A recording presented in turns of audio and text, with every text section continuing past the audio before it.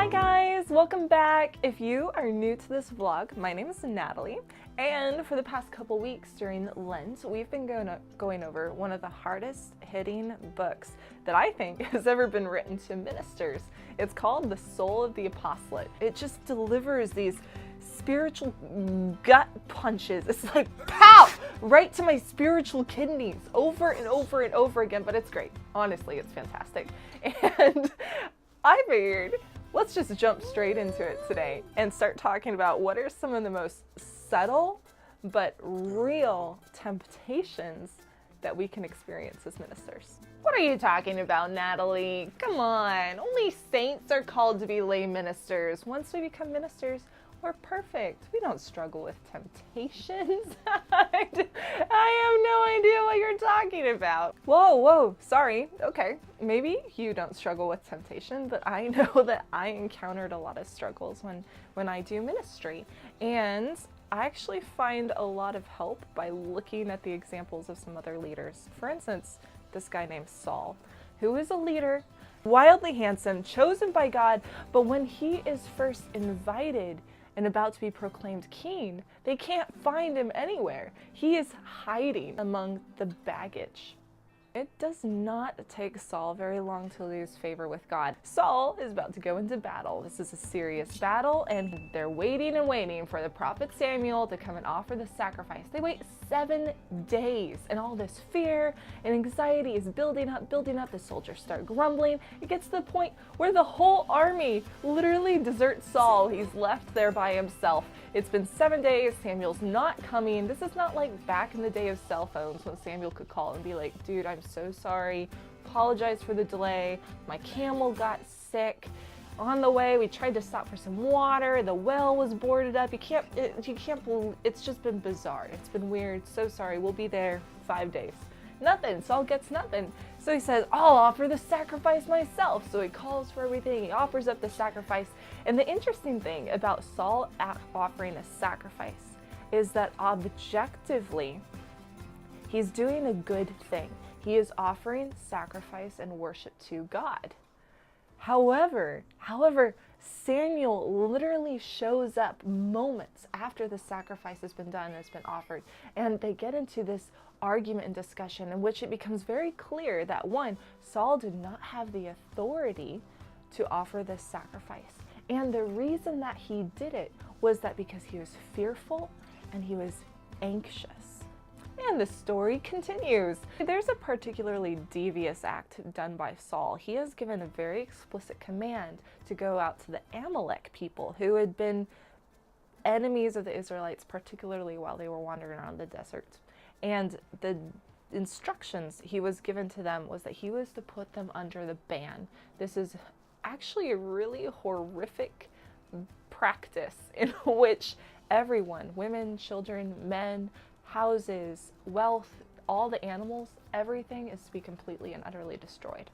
And here's the thing. Saul manages to go in and he seems to have no problem taking out the people. He manages to put all the people under the ban, but he comes back with all of this wealth, with all of the animals. And when the prophet Samuel confronts him, can you guess the reason that Saul gave for not obeying the instructions that were given to him? The reason Saul gave was that he did this because he feared the people. He cared more about what the people thought of him. And he proves this again when Samuel at first refuses to go back with him and Saul begs him, saying, please, for the sake of my reputation, let's go back so that the people will still honor me. Whew! Good thing I never struggle with any of these things. I never struggle with trying to hide from responsibility. Literally by hiding in the baggage of my life. I certainly never care more about my reputation than about what's doing right. I don't care how I look like in front of other people. I don't have pride. I don't have vanity. I don't make decisions out of fear and anxiety. Nope, I can't relate to Saul at all. And dude, Saul's story just keeps getting worse. After losing favor with God, he starts struggling with violent outbursts of anger. Now, of course, this gives this pretty cool guy named David a chance to enter into the story. David is going to start winning the hearts of the Israelite people, and it's not hard to see why. One, he's wildly handsome. He writes poetry, he sings and dances and plays musical instruments. He's a total BA on the battlefield. And he's just plain all around awesome, which means Saul gets jealous. So jealous, in fact, that his relationship with David is going to erupt into epic conflict. Test your might. Test your might. Test your might.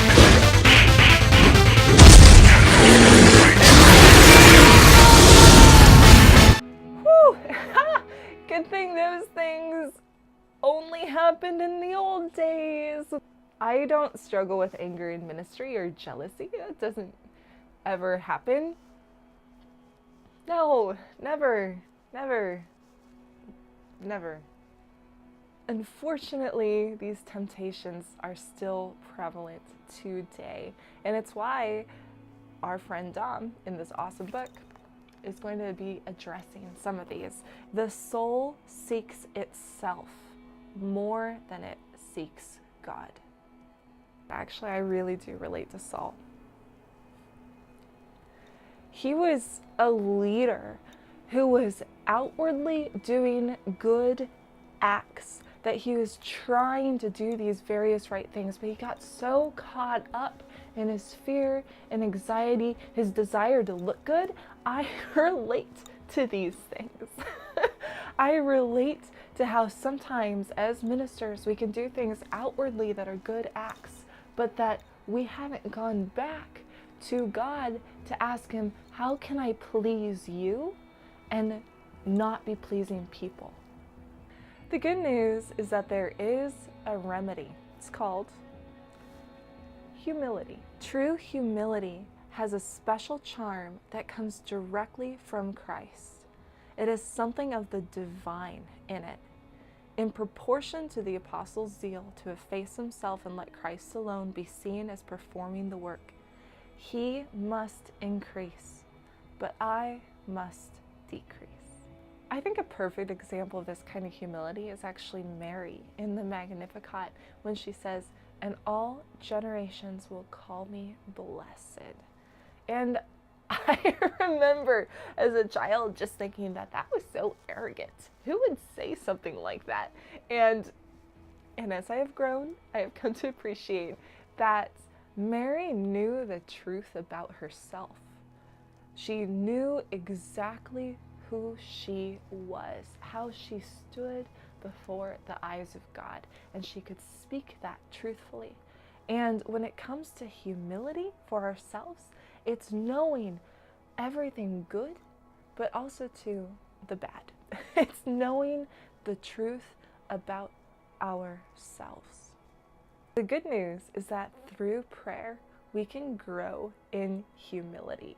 And that, like the soul of the apostle, it says, it really does have this charm to it. A charm that I think is absolutely essential as a leader. So, a couple of questions for you. First, did you relate to any of the temptations or struggles that Saul experienced? And secondly, how do you work to overcome these things? What has helped you and why? All right, you guys are awesome. Please like us on Facebook, subscribe on YouTube, comment below, and know that I am praying for you this Lent, and I'm looking forward to seeing you next week. Bye.